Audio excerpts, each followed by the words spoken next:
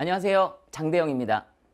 자, 일단 제 소개부터 간단하게 하고 우리 지금 공부 방법에 대한 얘기 잠깐 할까 합니다. 자, 선생님 이름은 장대영이고요.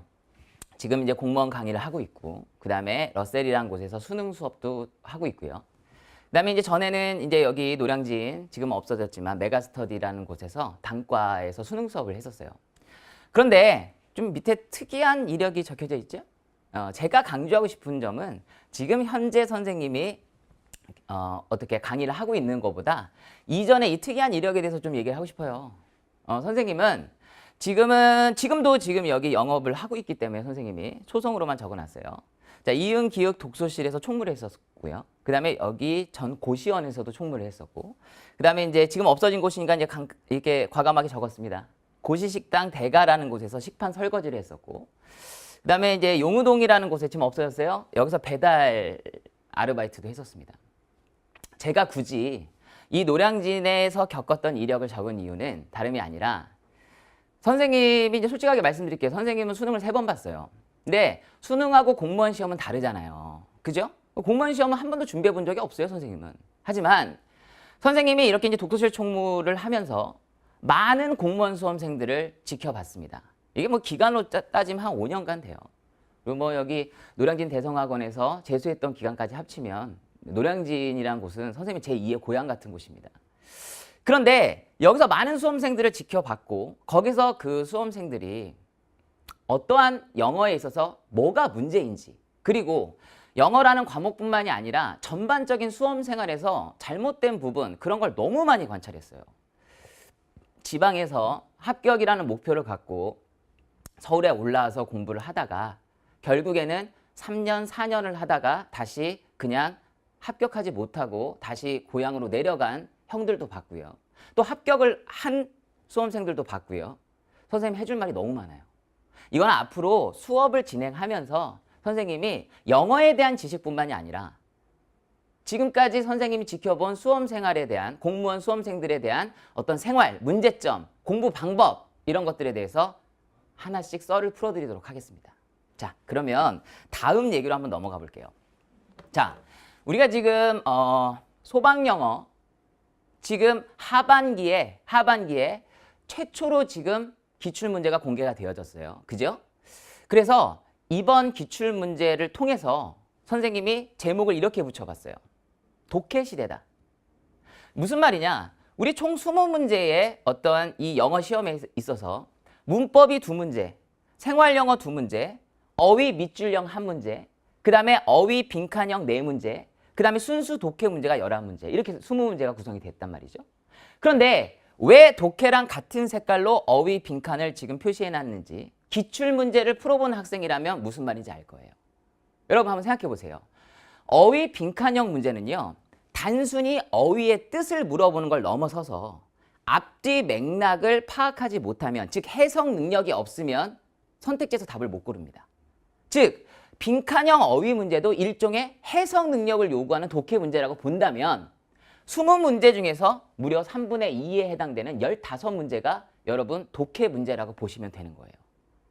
어마어마한 거죠. 물론 처음으로 공개된 이번 시험의 이러한 경향성이 앞으로도 굳어진다, 이거는 아직 알 수는 없어요. 하지만 많은 의미가 있죠. 독해를 잘해야 된다는 거예요. 그래서 앞으로 이제 선생님이 이제 수업의 포커스를 어디에다 맞출 거냐면 문법 당연히 합니다. 생활영어 당연히 해요. 그런데 여러분들도 나도 신경을 써야 될 게, 이제 앞으로 문장의 이미지를 파악해서 그 다음에 문장을 해석할 수 있어야 되고 전반적인 글을 독해할 수가 있어야 돼요. 아시겠죠? 그럼 여기서 여러분들이 문장 해석, 글 독해 이런 말들은 좀 공감이 갈 텐데 이미지가 무엇이냐? 조금 어색할 거예요. 선생님이 이제 앞으로 수업을 통해서 이 이미지를 굉장히 많이 강조할 겁니다. 아시겠죠? 자, 그러면 다음 내용으로 한번 넘어가 보도록 할게요. 다음은 이제 공부 방법에 대한 얘기인데, 제목을 이렇게 한번 붙여봤어요, 선생님이. 이해하면서 암기를 하자. 무슨 말이냐면 지금 수험생들이 대부분 공부를 하는 방법을 보면 무조건 암기를 한다는 게 문제점이었다는 거죠. 선생님이 관찰한 결과. 그죠? 암기는 정말 중요해요. 암기를 부정하겠다는 게 아니에요. 지금 이해하면서 암기라고 해서 방점이 이해에만 있는 게 아니라 오히려 방점은 암기에 있습니다. 암기가 더 중요한 거예요. 모든 공부가 그렇지 않을까요? 그런데 지금 여러분들이 준비하는 공무원 공부는 더더욱 암기가 굉장히 중요합니다. 그런데 암기 위주로만 가면 어떻게 되냐면 여러분 다 경험해봤을 거예요. 내가 막 뭘 외웠어. 막 써가면서도 외웠어. 하루 이틀 지나가면 그 내용을 까먹습니다. 그게 왜 그러느냐? 이해를 하면서 암기를 안 했기 때문이에요. 여러분 이걸 한번 경험하기 시작하면 이해를 하면서 암기를 하면 여러분 기억에 오래 남는다는 걸 경험을 하게 될 거예요. 그래서 선생님이 해줄 수 있는 얘기는 이 영어 부분에 있어서 내가 이해를 시켜드리겠습니다. 여러분들은 이 이해를 시켜주는 내용을 이해하시면서 암기를 해주세요. 그러면 분명히 더 빠른 시간 내에 영어에 대한 준비가 될 겁니다. 아시겠죠? 수업 시간에 또 자세하게 얘기할게요. 또 공부 방법에 대한 얘기 하나만 더 해볼게요. 여러분이 잘 아는 표현 not A but also B, also 생략됐죠? A뿐만 아니라 B도 역시라는 표현이죠. 그러면 선생님이 여기 제목을 이렇게 붙인 거는 인풋뿐만이 아니라 아웃풋을 할 수 있어야 된다. 지금 이걸 말씀드리고 싶은 건데 이걸 합쳐서 선생님 플럭스라는 단어를 썼어요. 자, 플럭스가 뭐냐? 유동성이란 뜻이에요. 이게 무슨 얘기냐? 그래서 적어놨어요. 인풋을 하되 아웃풋을 해야 되는데 인풋이 뭐야? 회독입니다. 회독. 그죠? 여러분이 기본서를 회독하는 거 굉장히 중요합니다. 그걸 부정하겠다는 게 아니죠. 나대이 법비가 아니잖아. 그지? 이것도 챙겨가는 거야. 그런데 1회독이나 2회독 정도가 끝났으면 3회독을 할 때는 문제풀이를 병행하셔야 돼요. 반드시. 그죠?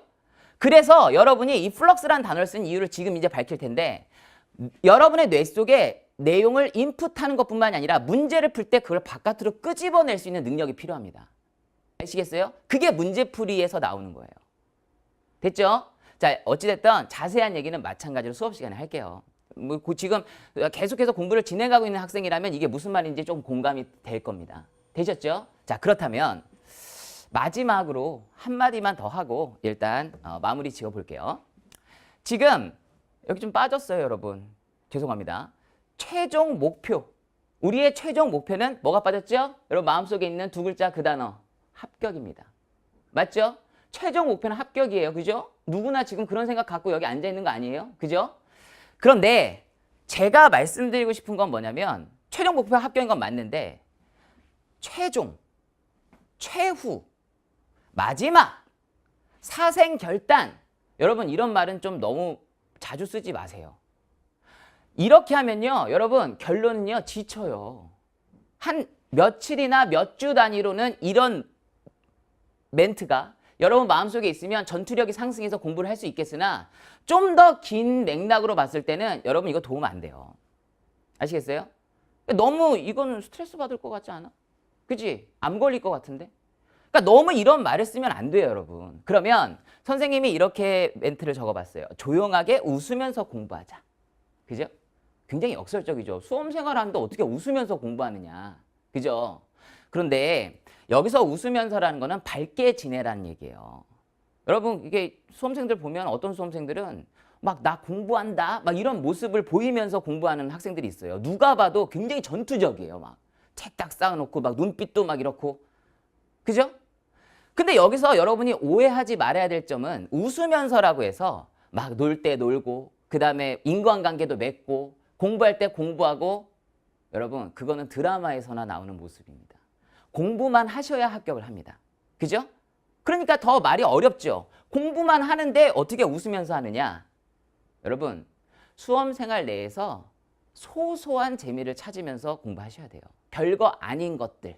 그죠?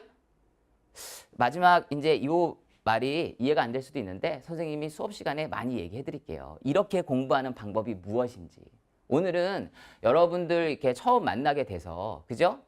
전반적으로 해주고 싶은 얘기가 많지만 일단은 선생님이 간략하게만 지금 소개를 했습니다. 자, 요 정도로 일단 마무리 짓고요. 우리 수업 시간에 만나서 영어에 대한 지식뿐만이 아니라 수험 생활에 대한 전반적인 얘기 같이 하면서 열심히 한번 해봅시다. 선생님이 동행할게요.